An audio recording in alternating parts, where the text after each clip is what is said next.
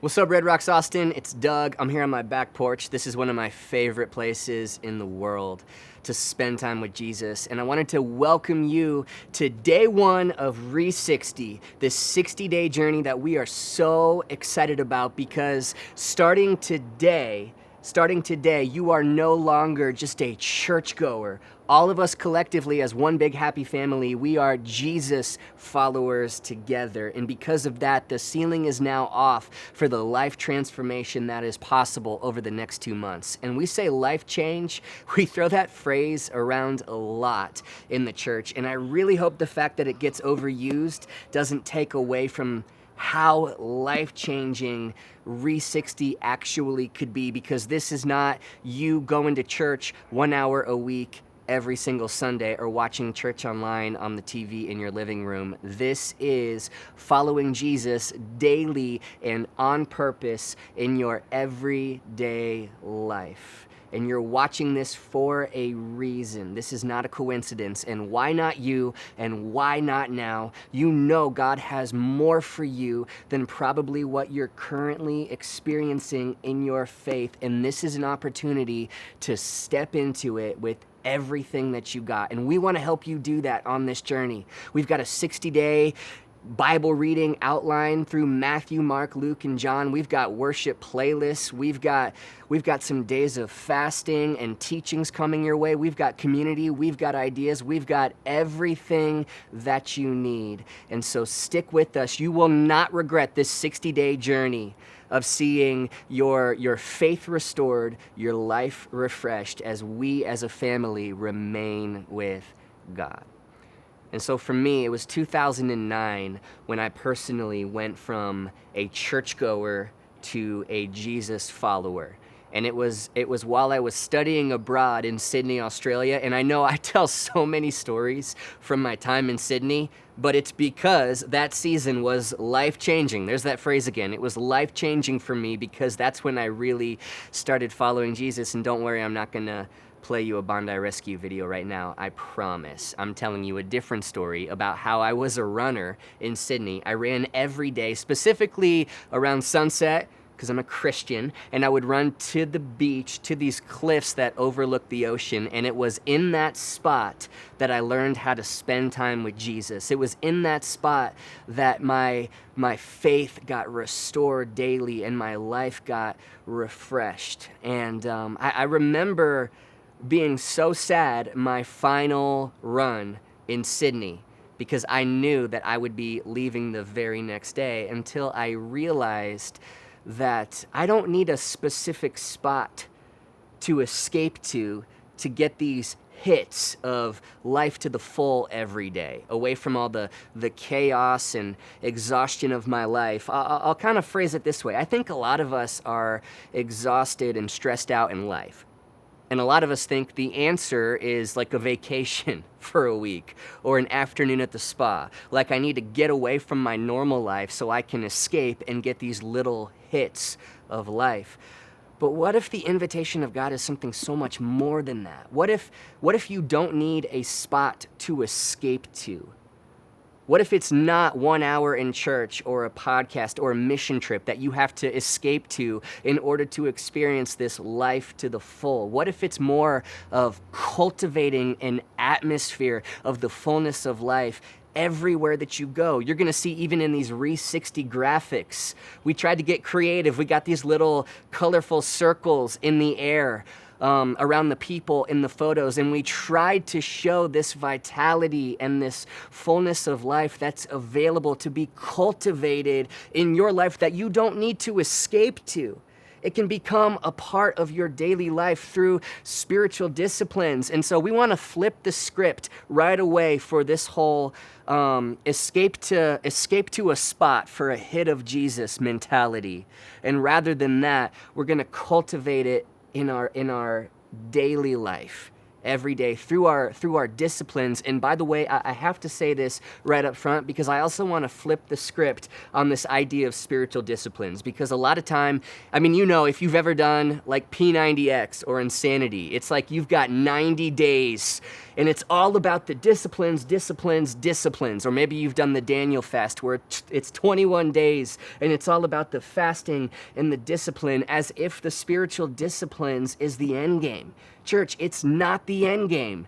The end game is the fullness and wholeness that you feel with God. The more that you know is out there that you were made for. The fruit of the Spirit, this joy, this peace, this vitality, this kindness, this patience that you were made to experience. Church, that's why we do this. And spiritual disciplines, stuff like worship and community and getting alone in Scripture and prayer and fasting and all of this stuff is simply avenues to get us there. But man, the real win, what keeps you coming back, is when you start to experience this fullness of life. And I am telling you, it is not a carrot on a stick that Jesus sets up for us, hoping that we're going to continue to chase him, and as if just being disciplined is the end game of a Christian. Church, it's what is cultivated from the disciplines. These little tastes of the fullness of life where you realize it's actually possible for me to live in that all the time. Because after all, this is not about going to church. It's about following Jesus. And I want to read to you Matthew 5:19. This has been really big for me recently. And this is Jesus.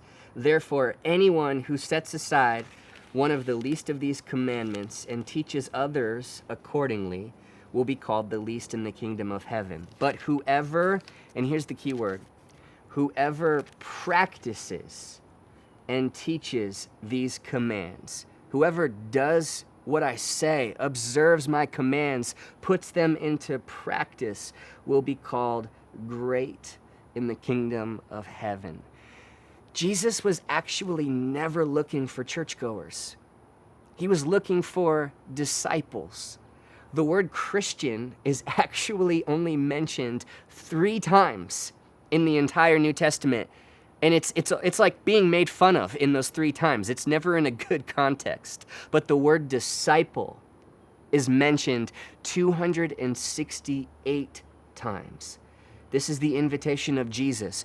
Be with me, become like me, and then go and do what I would do if I were you. This word disciple implies everything about my life is following Jesus. He is the focal point every single day, and from that, fullness of life follows. There's another story in John chapter 5 where this paralyzed man was stuck aside the pool of Bethesda, which was this pool that they said, if you can get into this pool when the water gets stirred up, it would heal you. And so he laid on his mat next to this pool for 38 years, all right? So almost 4 decades, and got used to it, got used to his life. And then Jesus showed up and looks at this man and says, do you want to get well? And the first thing I think of is, there's no such thing as a stupid question. Well, Jesus, you just pulled off another miracle, the world's first dumb question. Like, church, what's the obvious answer to that? Do you want to get well? Well, yeah, absolutely. Sir, 38 years, do you want to get better? I believe he's asking a lot of us that question right now. In this COVID-19 season, this pandemic season, where it's so hard for so many of us in so many ways, that has caused our souls to maybe not be that healthy right now due to a lack of putting these spiritual disciplines into practice. Jesus shows up and says, do you want your soul to get better? And before you answer the obvious, well, yeah, duh, Jesus, notice he didn't say to this man, hey, do you want your circumstance to change? He said, do you want you to change? Not, do you want this pandemic season to change? We all do. But that's not what Jesus is asking. Do you want you to change?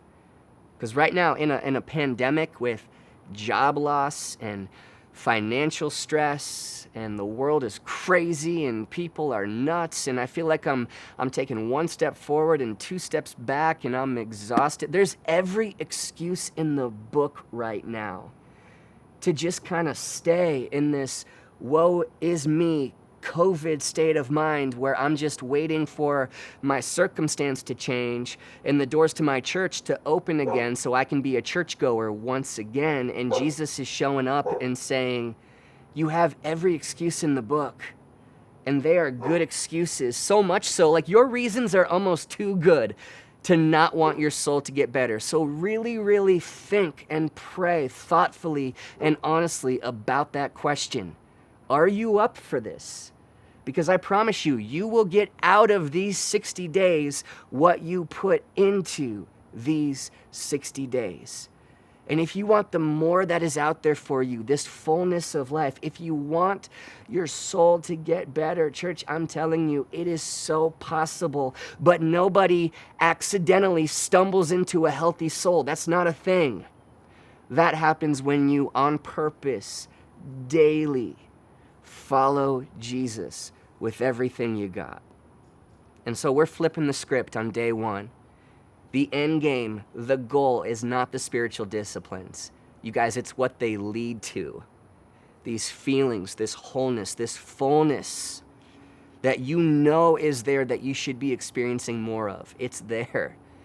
And when you see that that's the end game, then disciplines become your means to get it and cultivate it in your life, like those circles cultivating an atmosphere of God's wholeness around me in everything I do. And we're also flipping the script on this idea that I need to escape to church one day or to a mission trip or to my spot up on the cliffs overlooking the ocean.